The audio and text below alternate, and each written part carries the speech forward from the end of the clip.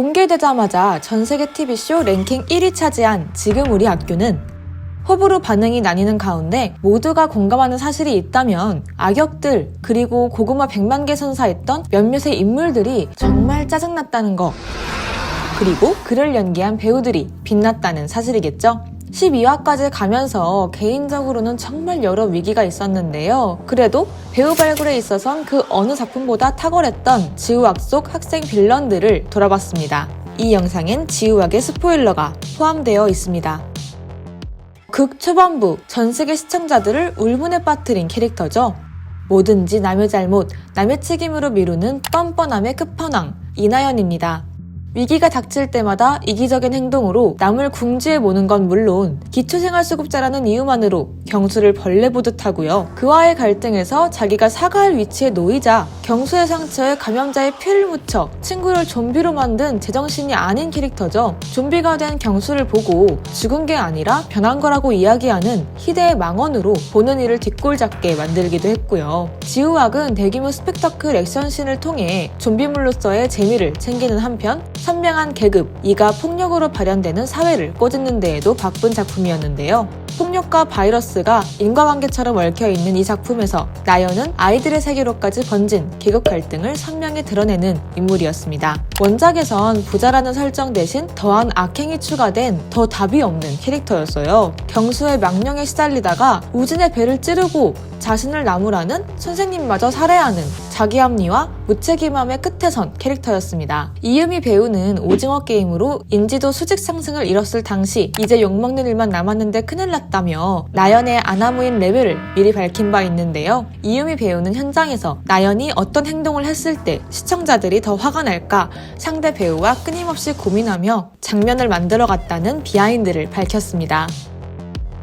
지우학의 후반부 분노 유발을 담당하는 인물은 윤기남이죠. 일진무리 내 2인자 컴플렉스를 지닌 인물인데요. 좀비 앞에서 살려달라고 빌 땐 언제고 자신이 면역자라는 사실을 알게 된 후 기고만장 하늘을 찌르는 허세로 똘똘 뭉쳐서 청산 일행을 끝없이 괴롭히는 인물입니다. 좀비들에게 물어뜯겨도 4층에서 떨어져도 뼈가 튀어나와도 청산을 향한 복수심이 불타 끝없이 살아나는 무한 생명력을 보면 끈질김 하나는 인정할 수밖에 없는데요. 사실 원작이 각색되는 과정에서 귀남의 만행이 꽤 많이 완화됐어요. 원작에선 정말 사이코패스, 변태, 범죄자로밖에 설명이 안 되는 정말 개쓰레기 캐릭터인데요. 원작을 그린 주동근 작가가 귀남의 이름에 귀신보다 무서운 인물이라는 뜻을 붙였을 정도로 어떤 짓을 저지를지 몰라서 독자들을 공포에 몰아넣었던 인물이었습니다. 각색 과정을 거치면서는 뭔가 서스펜스나 공포를 자아내긴커녕 불쾌함만 전하던 몇몇의 범죄 씬이 다행스럽게도 삭제가 됐고요.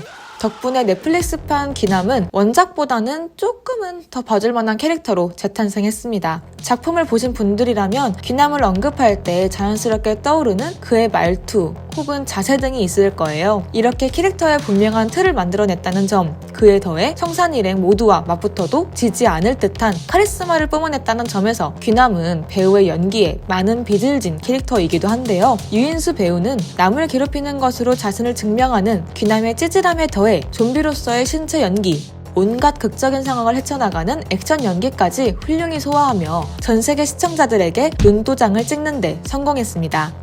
이재규 감독은 귀남은 자칫 표피적인 악역이 될 수 있는데 유인수 배우라면 조금 더 두터운 캐릭터를 만들 수 있을 것 같았다며 그에 대한 신뢰를 밝히기도 했죠. 알고 보면 2017년 데뷔 이후 무려 13편의 드라마에 출연한 다작 배우이기도 합니다. 올해 여름 넷플릭스에서 방영될 판타지 시대극 환혼이 그의 차기작, 앞으로 더 많은 주목을 받을 수 있을지 기대해봐도 좋겠습니다.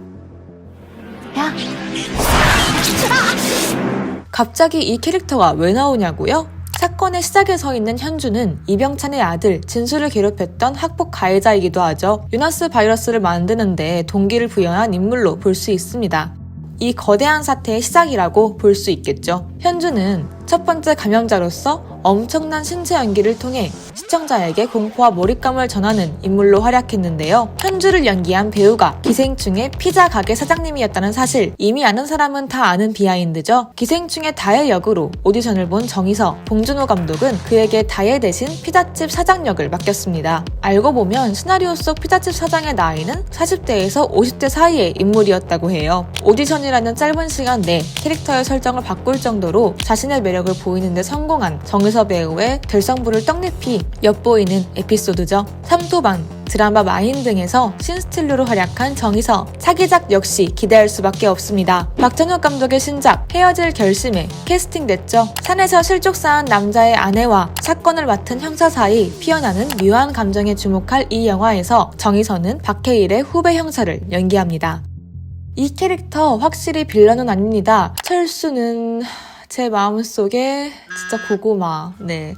옥상에서 문을 열어주지 않은 철수의 행동에 호불호가 갈린다는 평이 있더라고요. 저는 진짜 이 장면에서 철수야, 진짜 정신 차려라, 빨리 문 열어라를 외치면서 본 편입니다. 물론 학교폭력의 피해자로서 방관자, 학교 구성원들에게 순간적인 거부심이 들었을 수 있어요. 짧은 순간 밀도 높은 연기력으로 시청자에게 과몰입을 전한 이 배우 역시 충무로의 기대주 중 한 명인데요. 이 배우의 이름은 안지호. 신과 함께에선 주지훈의 아역을, 나의 특별한 형제에선 신하균의 아역을 연기하며 눈도장을 찍었고요. 독립영화 보이와 녹양을 통해 2020년 대종상, 백상예술대상 신인나무상의 후보로 오르며 평단의 주목을 받았습니다.